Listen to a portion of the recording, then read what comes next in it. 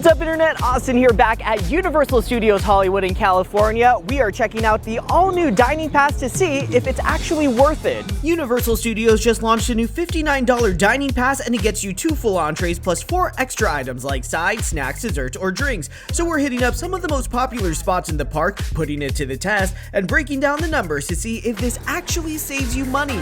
Into the park we go, and you can see a bunch of the Universal Fan Fest banners are already up and on display. So our first meal pass stop brings us here to the Wizarding World of Harry Potter and 3 Broomsticks for our first selections. Alright, so we can confirm that 3 Broomsticks here in the Wizarding World of Harry Potter is included with the Dining Pass. Now, there are a couple of notable exceptions on the menu. First off, here's a look at the full menu with the entrees. So what I noticed is obviously the Great Feast is not included, but I actually tried getting the spare ribs platter. It's listed at $22.99, but they go with the taxed version, which puts it above $25. So you can't get an entree that's over $25, including tax. Instead, ended up going with this fish and chips platter, which goes for $19.99, as well as the classic frozen butterbeer. Frozen, I think, is the way to go. That's $9.99. So on this $59 pass, we've already gotten $29.49 worth of food and drink. So I think we're off to a good start. We still have 3 more snacks and 1 more entree to go. Very much ready to dig into this.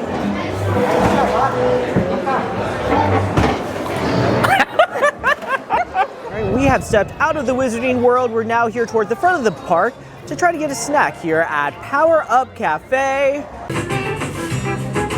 Second snack with the Dining Pass, we picked up the Power Flower Pretzel here at the Power Up Cafe. Now, if you were to buy this separately, it is $10, but I mean, just take a look at this pretzel. You get 3 different dipping sauces. You kind of have this mustard sauce, this spicy chipotle, and this like kind of white queso. They all look really good. Definitely can't wait to dig in. So far on our pass, we have the 1 entree, the 2 snacks. So we're about halfway through.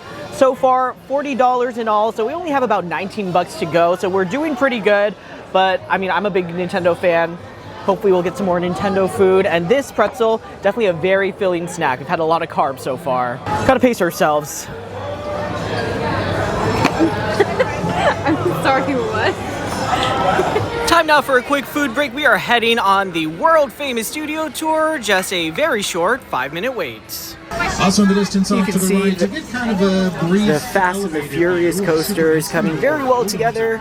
It is early April and will be opening later this summer. Definitely can't wait to check it out here. Alright, we just got off the studio tour. We're now heading down to the lower lot to continue using the Dining Pass down here. As we take a look down, it looks like there's also a whole Jurassic Park area. I assume this is for Fan Fest. Just over to the side, right next to the Mummy.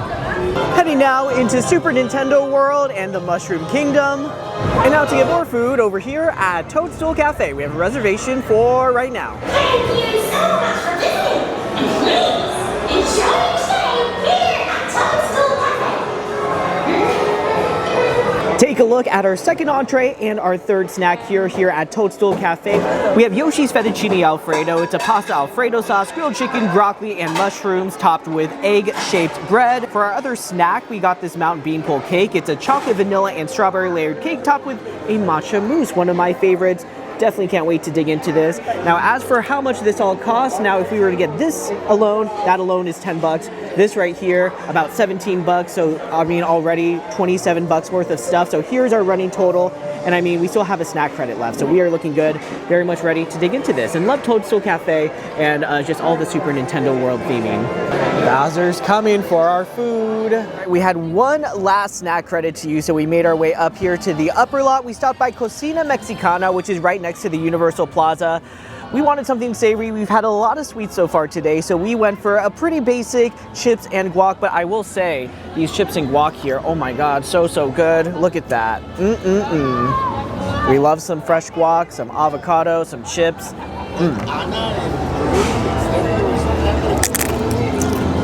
So the question is, did we get our money's worth with today's Universal Dining Plan? Now, we're all talking pre-tax numbers here. We paid $59, 2 entrees, 4 snacks. Here are the prices of everything that we got throughout the day. Final total, $72.46. So when you factor that out with the $59, so if we are talking just pure, no discounts with the Dining Pass, we actually saved $13.46, which is pretty great. But As an annual pass member myself with a gold pass and a 15% food and beverage discount, I actually did the math here, and the thing is with the dining pass, you can't actually use your annual pass discount, so you're still paying the $59. So if I factor in the annual pass discount that I couldn't use but could have used if I bought everything, I saved a grand total of $2.59 with this dining pass, which brings us to the golden question: is the Universal Dining Pass worth it? And my final verdict, for the vast majority of people, I would say it's a pass. Now, it is convenient if you are wanting to prepay for your food, if you don't want to have to worry about it, and you know for a fact you're going to spend a whole day in the park, get those 2 entrees, 4 snacks. By all means, that is definitely an option, but I think it does lock you into eating that much food. Like, I've never eaten this much food in a single day. It's a lot of food. I had to share it with 2 very hungry girls who are behind this camera here, so just full disclosure, it wasn't me eating all this food, but it's a nice option if you want to prepay.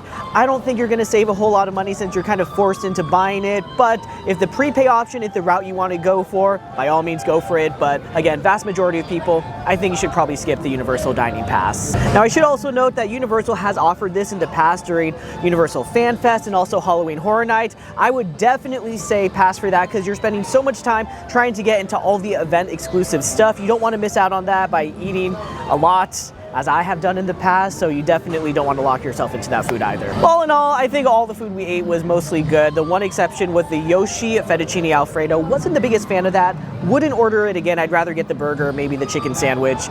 But I mean, if you are gonna eat that much food, well, I guess you could maybe get the dining pass. All right, that's a wrap on our day here at Universal Studios Hollywood, trying out the new dining pass. Let me know in the comments, do you like it? Do you not like it? Would you give it a try yourself? And what did you think of all the food we ate? And as always, if you did like this video, be sure to hit that like, subscribe, and bell button down below. I'll see you next time on the internet, probably from another fun park.